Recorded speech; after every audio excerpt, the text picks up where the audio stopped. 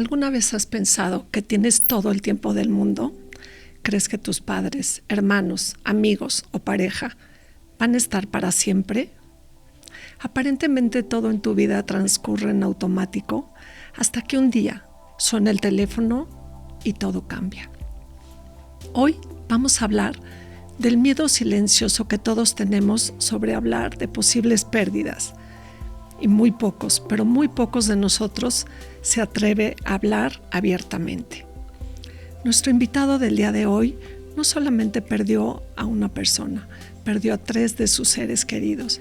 Pero lo más difícil no solamente fue el dolor de perderlos, fue el hecho de no haber tenido la oportunidad de una última mirada, de una última palabra o de una última sonrisa. La historia que nos compartirá nuestro invitado no es solamente una historia sobre el dolor, es una historia sobre el amor y la resiliencia, sobre lo que pasa cuando no hablas de tus sentimientos, de tus deseos para el día que tengamos que partir. Quédate con nosotros, pues si tienes algún ser querido, esto es para ti.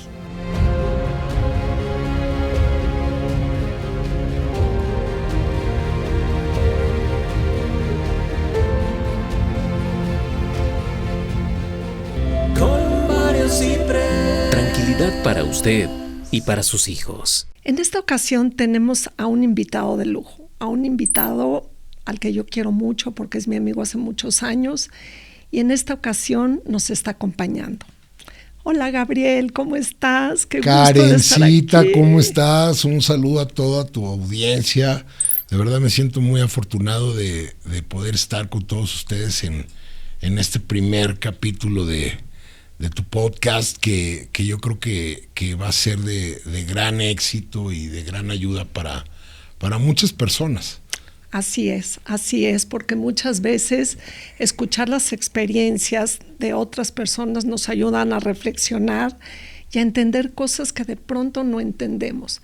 Y bueno, pues en este caso yo he vivido contigo muchos años a la par y hemos sido amigos por muchos años. Aunque usted no lo crea, somos amigos hace 40 años. Exacto. Entonces hemos vivido las buenas, las malas y las peores. Y las regulares. Y las regulares y las muy buenas. Entonces, en esta ocasión, Gabriel, quise invitarte porque me gustaría hablar sobre las pérdidas que has tenido a lo largo de tu vida y que pues yo he tenido la fortuna de estar contigo, pero la tristeza también de vivirlas. Entonces, quisiera empezar con tu hermano precioso, a quien también conocí, y bueno, se nos fue muy joven. ¿Cómo viviste esta pérdida, Gabriel? ¿Qué nos puedes compartir sobre eso? Pues mira, fue un evento muy desafortunado, y de repente pues recibo la llamada donde me dicen que mi hermano se había estrellado contra un muro de contención en Cancún. Yo estaba en Tampa, Florida. Wow. Y primero fue un shock muy fuerte. Después traté de calmarme y por lo regular cuando algunas personas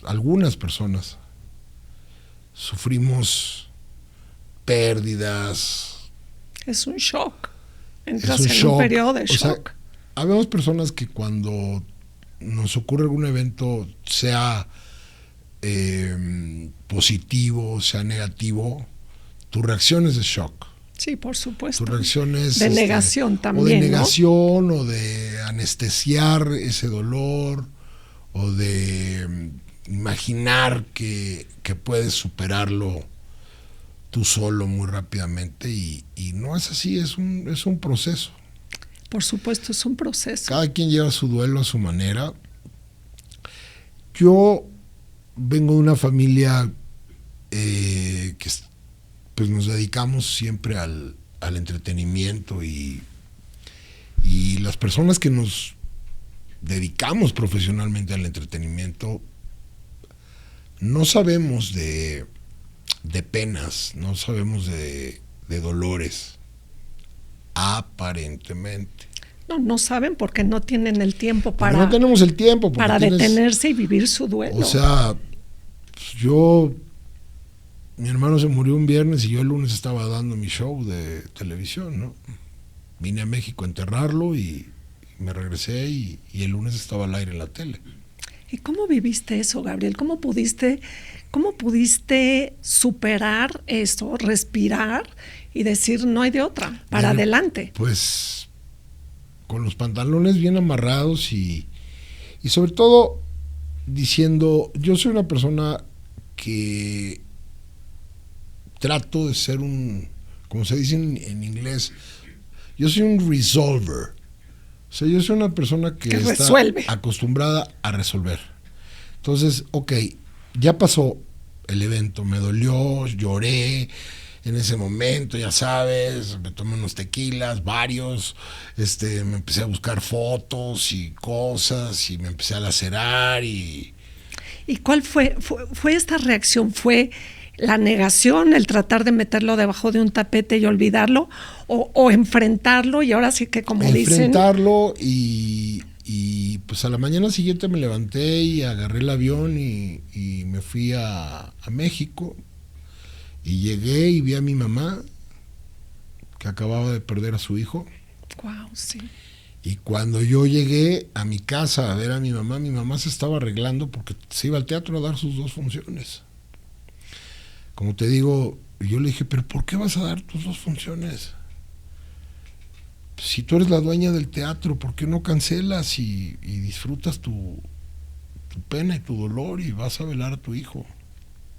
Perdón que te interrumpa, pero cabe mencionar que su madre, una gran figura del espectáculo, una gran actriz, nuestra querida Gina Román, que en paz descanse, una mujer resiliente, fuerte, pero me puedo imaginar esta contradicción, ¿no?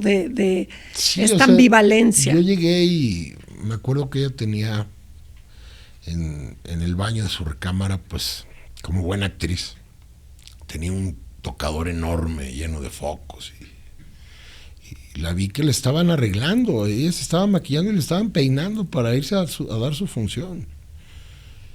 Y fuimos al teatro y dio sus 2 funciones y después fuimos a velar a mi hermano y lo enterramos. Eso fue un sábado, lo enterramos el domingo en la mañana. Ella se fue a dar sus 2 funciones del domingo y yo me fui a Tampa a dar retomar mi show. Tu vida. Sí, ¿Y cómo cambió, Gabriel? ¿Cómo cambió su vida después de este evento? Siempre que tienes una pérdida, tu vida cambia por completo. Totalmente. O sea... Jamás te imaginaste vivir algo así. Jamás me lo imaginé y sobre todo pues tenía 33 años él, imagínate. Sí, 33 años, muy joven. Muy joven. Y pues vas pasando por diferentes etapas. De repente el dolor, el sufrimiento, la pérdida de una persona que es carne de tu carne, sangre de tu sangre, con quien viviste cosas buenas, cosas malas. Claro. Como cualquier familia. Claro.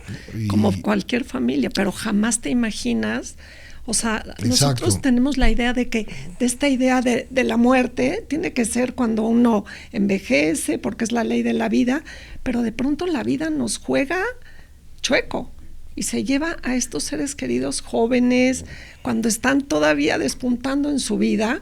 Y sí, definitivamente es un shock que viene a romper la estructura y a la armonía de una familia, porque impacta. Pues dicen por ahí que hoy en día morir es fácil y rápido. Lo difícil es vivir. Pues sí, es verdad. Pero vivir en conciencia. Eso es muy cierto. Vivir, cuando vives, también tienes que aprender a vivir en conciencia, con responsabilidad, sabiendo si que no somos... tienes responsabilidades y si no eres una persona comprometida, pues te arrastra la pena, te arrastra claro. el dolor, y por eso hay muchos casos de suicidios, por eso hay muchos casos de... pues hay cosas que no puedes superar. O sea, yo decía, bueno, no lo puedo traer de regreso. ¿Qué hago con esto? Fui a ¿no? experimentar, exacto, cómo lo canalizo, y pues lo hice acercándome mucho a Dios, acercándome a mis padres, con quien siempre tuve una gran relación, gracias a Dios. Y pues tratando de apoyar moralmente en lo que yo podía, ¿no? Así es. Y fíjense, algo muy curioso es que nadie, como se los dije, hay temas que no nos atrevemos a hablar, pero que son una realidad y que por crudo que se oiga, desde el día en que nos coinciden en el vientre materno, estamos listos para morir. Y es algo que nunca hablamos, que nunca queremos enfrentar. ¿Por qué? Porque nada más estamos pensando que somos eternos. Y la realidad es que somos vulnerables, somos frágiles, y hay que vivir en conciencia, porque nunca sabes cuándo va a ser ese día. Entonces, y después de esto, Gaby, bueno, pues viene otro trancazote, que fue la pérdida de tu papá, a quien también tuve el gran honor de conocer, un productor, un ser humano increíble, un padre de esos que adorable, y bueno, pues, ¿cómo viviste? ¿Qué diferencia hubo entre el duelo de tu hermano y el duelo de tu papá? El duelo de mi hermano fue shock, el duelo de mi hermano fue un impacto. Claro. Entonces el impacto pues te hace reaccionar de la misma manera. No es lo mismo cuando vas viendo a una persona que se va deteriorando. No, es mucho más doloroso. Te tienes que armar de muchas agallas, de mucha inteligencia y de mucho amor para poder llevar una relación sana, amorosa con una persona que sabes que está a punto de partir. Sí, wow. Y fíjate que es muy curioso, porque cuando es una muerte repentina, o sea, sí es un bálsamo, digamos, para la persona que va a morir, porque no sufre, no tiene una enfermedad larga, no tiene una enfermedad terminal. Y eso es, digamos, una ventaja para la persona que fallece. Pero cuando es una enfermedad larga, el sufrimiento de la familia es tremendo, porque lo vives cada día, vives el deterioro de tu ser querido. Incluso en ocasiones uno mismo dice, Dios, ya llévatelo porque está sufriendo, y después nos da culpa, decir, se murió por mi culpa o porque yo lo deseé. Es bien complejo esta parte de la despedida. No hay una... Yo no tuve culpa, fíjate, Porque fuiste un gran hijo, Gabriel. Fui un también. gran hijo, y aparte de un gran hijo, lo único que me arrepiento es de los 5 meses de pandemia que todo el mundo me decía, no, ni te le acerques porque tú trabajas en la televisión y estás muy expuesto y los puedes contagiar y tienes papás ya muy grandes y demás. Esos 5 meses que nada más lo veía a través del balcón, así le llevaba de comer y creo que es de lo único que me arrepiento. Después lo disfruté mucho, hablaba horas con él por teléfono, lo veía, me iba a comer con él todos los sábados, y sí es duro ver un hombre que era tan importante, tan poderoso, tan hasta temido, se podría decir. Temido no, era muy respetado. Era muy respetado, exacto, o sea, era un hombre muy respetado. Y decían, uy, si se entera el señor Varela, olvídate. Y fíjate que aparte de todo, digo, yo no recuerdo cuántos años tenía tu papá, pero vivió una vida plena, tuvo hijos. Mi papá tuvo una vida plena, de verdad, plena, disfrutó muchísimo la vida. Disfrutó muchísimo hasta los 85 años aproximadamente. Wow, sí, qué maravilla. A partir de los 85 ya tuvo problemas, perdió un ojo. Sí, que esa es otra gran pérdida. Cuando perdió un ojo, se vino abajo muy fuerte. Claro. empezó a deshacerse de sus cosas, él era coleccionista de automóviles, empezó a vender sus carros, empezó como a decir, todo me lo quiero gastar, quiero ir, quiero viajar, quiero y ir. qué sabio, ¿no? Qué sabia decisión también. Yo quiero ir a lo más lujoso y yo quiero disfrutar lo que me queda de vida. Pero pues también me quedó la tranquilidad que fue un hombre que tuvo una vida muy plena, que pues fue un hombre, como lo he dicho, muy importante, que trascendió. Que hizo, o sea, que dejó un legado, que fue un productor importantísimo de este país durante 50 años. Sí, wow, yo sé. Y cuando cumplió 90, ya tuvo, el día que cumplió 90, porque él era así como muy de calendario, el día que cumplió 90, me acuerdo que estábamos en un restaurante celebrando su cumpleaños. Y de repente se empezó a comportar en la mesa extraño. Y pues ya tenía la enfermedad que le llaman el delirium. Claro, sí, eso sucede. El delirium que viene con la demencia senil, combinado con un Parkinson. Sí, difícil, entonces, muy difícil. Pues sí, de repente ya no podía caminar, ya tenía que tener enfermero 24 horas. Sí, también pañal, para una persona tan independiente, tan fuerte. Darle de comer siempre, vestirlo. Sí, fue muy difícil. Ver cómo le perdió la ilusión a la vida. Oye, papi, mira, te compré esta chamarra en España, mira qué padre está, tal marca. Ya no le importaba nada. Le era igual. Y le decía, oye, papi, ¿por qué no te pones el suéter verde o el rojo? ¿Cuál te quieres poner? Me es igual. Sí. Oye, ¿quieres ir a comer camarones que tanto te gustan? ¿O quieres ir a comer una rica carne? Me es igual. Eso sucede mucho cuando hay un sinsentido en la vida. Cuando de verdad no hay una ilusión, no hay nada que nos ayuda. Y ahí es donde uno se agarra de la familia, de nuestra propia resiliencia y de nuestras ganas de seguir adelante y de buscar fuerza de donde sea. Pero aquí no solamente pasó esto, Gabriel, porque después, pues, viene tu mamá. Que también tu mamá, pues como lo hemos platicado, pues también tuve el gusto de conocerla, de convivir con ella y de saber la importancia que tu madre tenía para ti, otro rol totalmente diferente al de tu papá, un rol totalmente distinto porque tu papá tenía un lugar, tu mamá tenía otro, tu hermano tenía otro, pero tu mamá era una relación muy unida, muy amorosa. Platícanos cómo viviste esto. Una tercera pérdida. Lo vivo. Sí. En esta vida puedes perderlo todo. Yo he tenido muchas pérdidas, no solamente de familiares. Materiales. He tenido pérdidas materiales, económicas, profesionales, emocionales. Claro. O sea, que te corran de un trabajo es una pérdida. Totalmente. Que te quedes en un país sin dinero es una pérdida. Hay un montón de pérdidas que no están tipificadas como pérdida. En el año 1985 se quemó mi casa donde vivía con mis padres y me quedé sin nada.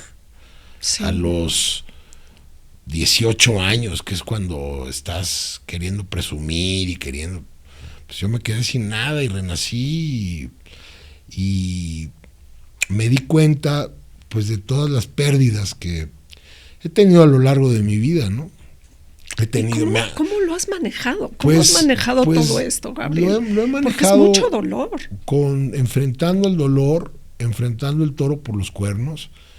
O sea, cuando he perdido un trabajo o cuando un trabajo se ha terminado y he tenido vacas flacas y de repente pues vuelve la vaca gorda y lo que pasa es que siempre te reinventas. Me reinvento.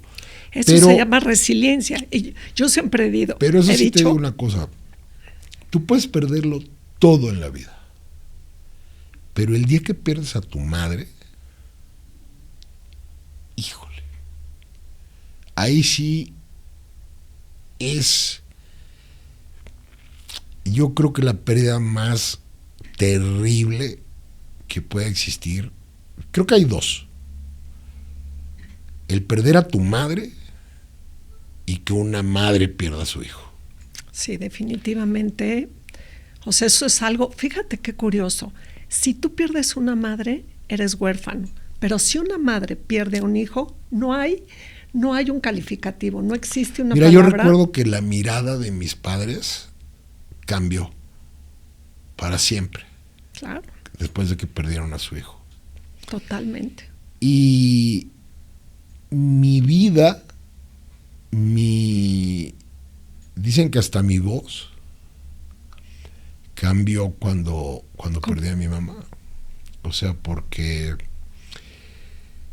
sí fue muy, muy, muy fuerte para mí, porque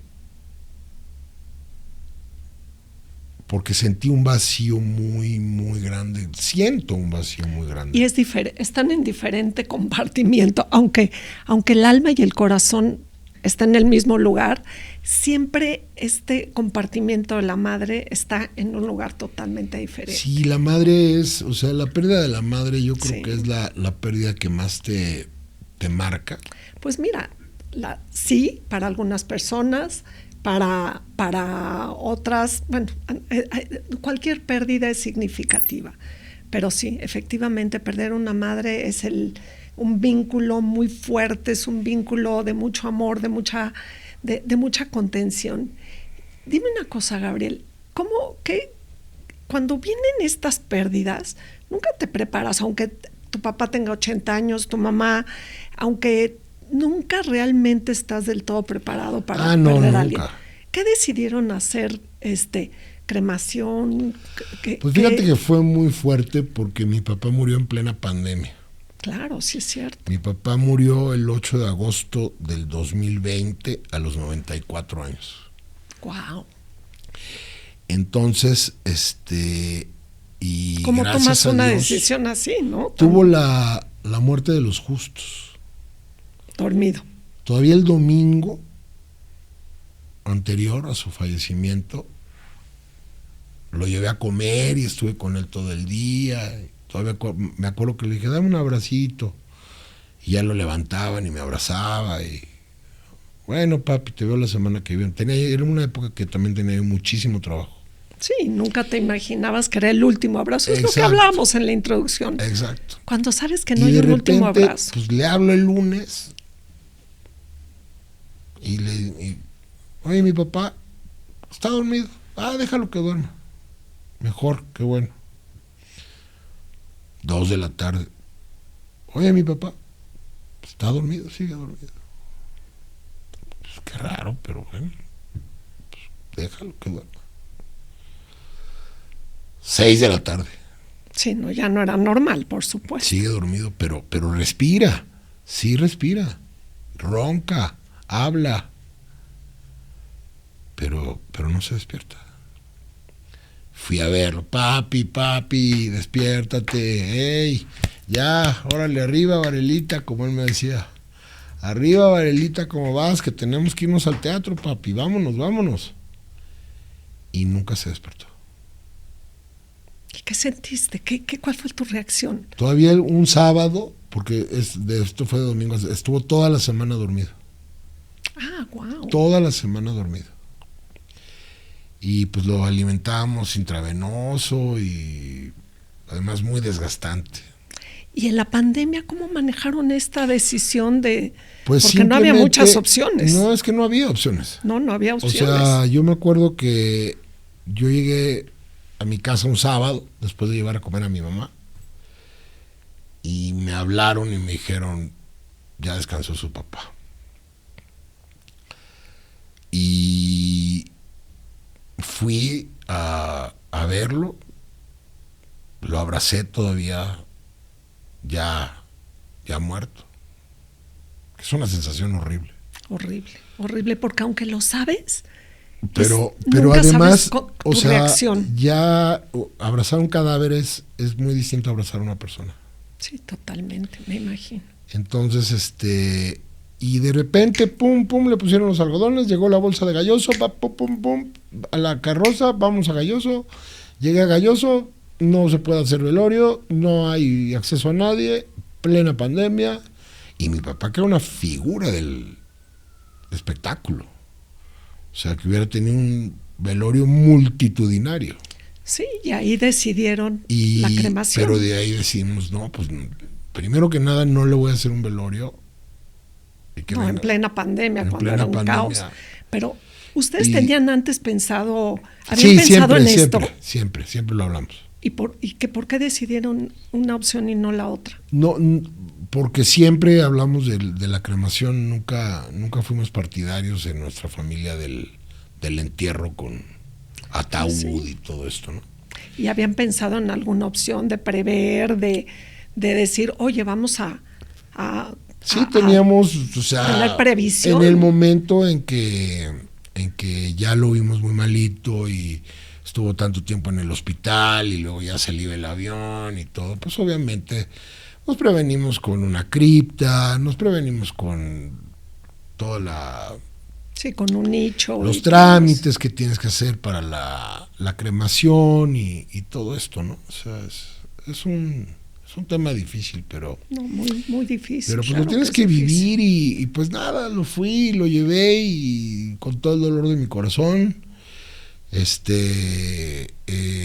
lo dejé en un nicho, en una iglesia, y al día siguiente me fui a trabajar a la televisión. Wow. ¿Y con tu mamá fue totalmente distinto? Al día distinto. siguiente me fui a trabajar a la televisión. No es cierto. ¿Y también optaron por la cremación con tu mamá? Con mi mamá también optamos por la cremación. Con ella fue diferente.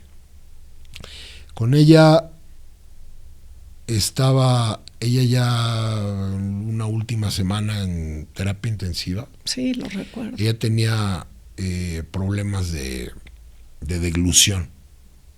Uh-huh. Entonces,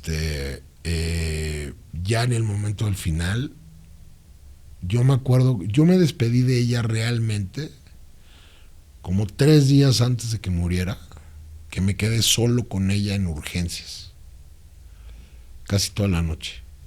Y ella como que se le iba el avión porque ya le había dado un derrame cerebral como al año de que se murió mi papá. Y digo, hablaba y todo bien, pero de repente se le iba la movida. O sea, yo a mi mamá la amo y la amaré hasta que me muera. Y pienso en ella no todos los días, todos los minutos de todos los días de mi vida. Claro. La sueño, platico con ella, le pregunto, siento que me contesta, pero todo eso es... Claro, es la magia que uno la pone. La magia que uno cree. A esta fe. La fe, dicen, que es el pájaro que canta cuando todavía no amanece. Y es esta fe que tenemos. Cada quien tiene su propia manera de llevarlo. Sí, mira, cuando totalmente. se murió mi mamá, ya todavía había estragos de pandemia, ¿eh? No era así de que ya vamos a salir. Pero mi hermana, pues sí se empeñó en hacerle un velorio. Yo estaba en total desacuerdo, pero pues tengo que respetar también Claro, y son rituales que... Su decisión. Que como tú dices, cada quien lo vive indistintamente. Y ella me dijo, yo a mi mamá era una estrella, yo quiero hacerle un velorio. Bueno, pues ella se lo hizo, yo asistí. Y lo viviste de una manera distinta. Yo lo viví de una manera tremenda, porque yo soy una persona, tú me conoces muy bien, no me gusta mucho socializar, digamos, las fiestas, los eventos concurridos. Y mucho menos en algo tan difícil y tan doloroso como... Yo estaba encerrado ya sabes que te dan en la cripta, pues como un privado, ¿no? Uh-huh. Y afuera había gente y periodistas y gente y artistas, y yo decía... Sí, es muy abrumador, muy abrumador. Yo dije, este es un cóctel. No, y lo peor de todo, ¿no te pasa que la gente llega y dice cualquier Yo, barbaridad. hola, ¿cómo estás? No. Bien, O ¿y tú? peor. Pues, ¿cómo quieres que estés si se acaba de morir mi mamá? No, o peor, O sea, llegan así, están felices y de repente llegan y dicen, ay, hola, ¿cómo estás? Sí, O sea, sí, o entonces sea, eso dicen mis pacientes, cuando me hablan de qué es lo que más les molesta, es este hecho de tener que aguantar toda esta sarta de comentarios que son introyectos que hemos tomado a lo largo de nuestra vida y son frases aprendidas que tenemos, pero que lo que más les recomiendo es que no digan nada, solamente abrazar, acompañar, estar y ayudar en lo que uno pueda. yo no soy nadie para dar consejos. Lo único que les puedo compartir de lo que a mí me sucedió y que lo aplico para todo en mi vida. Vivan su duelo como ustedes sientan que debe de ser, no como la sociedad lo indique. ¿Qué opinas, por ejemplo, de la prevención, Gabriel? De prevenir, de tomar con tiempo esta... Me parece que la prevención en cuanto a no dejarle problemas a Exacto. A tus seres queridos. A tus seres queridos, es decir, a ver, ok, ya me compré una cripta en tal funeraria, quiero que me incineren, aquí está pagada mi incineración, porque eso es un acto de amor también. Eso es un acto de amor, o sea, claro. Porque hay mucha gente que muere y entonces la familia los ves en el velorio haciendo cooperacha porque no planearon nada, no tienen ni dónde enterrarla. Y ya no saben si llorar porque te fuiste o porque tienen que pagar. Exacto, porque tienen que pagar, porque ojo, morirse cuesta mucho dinero. Sí, pero si lo haces con tiempo, tienes que tener un seguro, pagos, tienes que tener un plan de pagos y estar tranquilo y decir, bueno, pues si yo me muero hoy, mi hermana no va a tener... Claro. O sea, porque... Por eso yo, para todo, hago algo que me dijo mi mamá desde muy niño. Siempre me habló en inglés, tú lo sabes. Y me decía, follow your instincts. Sigue tus instintos. Sigue tus instintos. O sea, no le hagas caso a la gente. Si tienes un proyecto, si vas a poner un restaurante de garnachas con chicharrón y tú crees en ese proyecto, no le preguntes a todo el mundo, oye, ¿qué crees? ¿Tú qué opinas? Claro. ¿Tú crees que un restaurante de fiel garnachas con chicharrón? A tus ideas y a tus decisiones. Oye, ¿tú piensas que... No, ¿por qué no le pones pastor? No, hazlas como tú quieres. Equivócate. Ay, Gabriel, qué difícil hablar de todo esto, pero de verdad yo te agradezco que compartas todo esto con nosotros. Gracias a ti. Y con nuestro público, porque son temas que no son fáciles de hablar y sobre todo quiero agradecerte porque nos permitiste entrar a tu corazón, al alma de tu familia. Gracias a ti, ojalá que le haya servido a alguien. Eso es lo importante porque yo creo que a este mundo llegamos para servir. Hoy hemos escuchado una historia real, una historia de dolor, pero también de transformación. Ahora te toca a ti hacerte una pregunta. ¿Qué pasaría si mañana no estoy? ¿Tu familia sabría qué hacer? ¿O tendrías que partir cargando con decisiones que tú jamás tomaste? La previsión no es un trámite, es un acto de amor. Es la forma más valiente de proteger a los que amas, incluso después de partir. No esperes a que el dolor te obligue a resolver cosas que hoy puedes decidir en calma. Y si este episodio tocó algo dentro de ti, compártelo, pues tal vez alguien a quien amas necesite escucharlo. Yo soy Karen Bejar y nos vemos en el próximo episodio.